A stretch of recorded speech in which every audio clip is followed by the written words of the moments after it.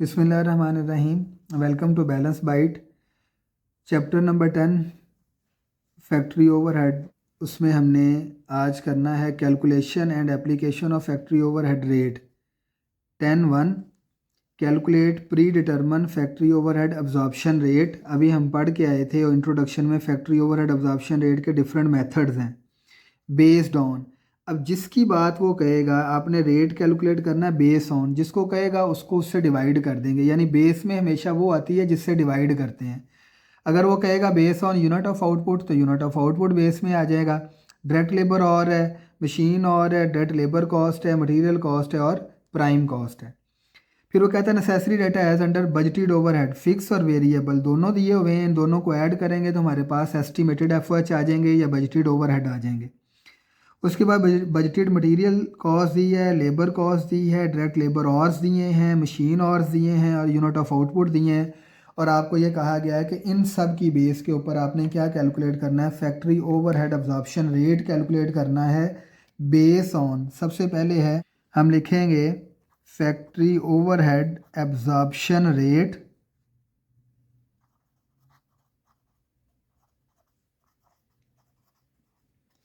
Base on units of output. जो चीज़ कहेगा base वो डिवीजन में चली गई यूनिट्स ऑफ आउटपुट और ऊपर आएगा एस्टिमेटेड फैक्ट्री ओवरहेड। एस्टिमेटेड हों या बजटेड हों एक ही बात है। हमारे इस क्वेश्चन में हमें एस्टिमेटेड और बजटेड कैलकुलेट करके दिए हुए हैं और वो हैं 600,000 के। और यूनिट ऑफ आउटपुट भी हमें एस्टिमेटेड यूनिट ऑफ आउटपुट भी दिए हुए हैं और वो हैं 150,000। तो 600,000 को जब हम 150,000 से डिवाइड करेंगे तो आंसर आ जाएगा ₹4 पर यूनिट। यही आपने रेट कैलकुलेट करना था on the basis of unit output. Second आपको वो कहता है कि दोबारा आपने एफओएच एब्जॉर्प्शन रेट कैलकुलेट करना है बेस ऑन डायरेक्ट लेबर और। तो यहाँ पे आप लिखेंगे डायरेक्ट लेबर ऑर्स और यहाँ पे आपके पास आ जाएगा एस्टिमेटेड फैक्ट्री ओवरहेड। तो एस्टिमेटेड फैक्ट्री ओवरहेड तो हमारे सेम ही रहेंगे, डेट इज़ 600,000। और डायरेक्ट लेबर ऑर्स जो हैं मेरे पास वो हमें दिए हुए हैं बजटेड लेबर ऑर्स 75,000। तो आप क्या करेंगे कि 600,000 को डिवाइड कर देंगे 75,000 से तो आपके पास आ जाएगा ₹8 पर लेबर और। ये आपके पास रेट आ जाएगा। थर्ड वन है वो आपको कह रहा है कि आपने कैलकुलेट करना है मशीन ऑर्स की बेस के ऊपर। थर्ड वन है जी on the basis of machine hours. तो आप लिखेंगे estimated factory overhead divided by machine hours. Estimated factory overhead है हमारे पास 6 लाख के, मशीन और से डिवाइड कर देंगे, मशीन और हैं 1 लाख रुपए के, तो हमारे पास आंसर आ जाएगा ₹6 पर मशीन और। ठीक है जी। फोर्थ वन है on the basis of direct labour cost.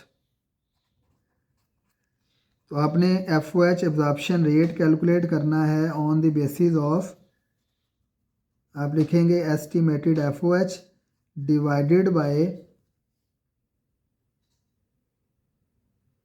Direct labour cost.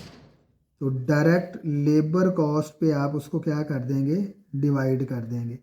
तो एस्टिमेटेड एफओएच है मेरे पास 600,000 के, डायरेक्ट लेबर कॉस्ट है मेरे पास 1200,000 की।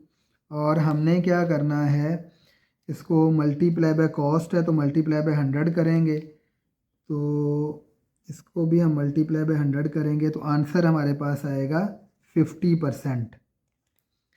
उसके बाद फिफ्थ है जी आपने फैक्ट्री ऑब्जर्प्शन रेट दोबारा कैलकुलेट करना है ऑन द बेसिस ऑफ, आप लिखेंगे एस्टिमेटेड एफओएच डिवाइडेड बाय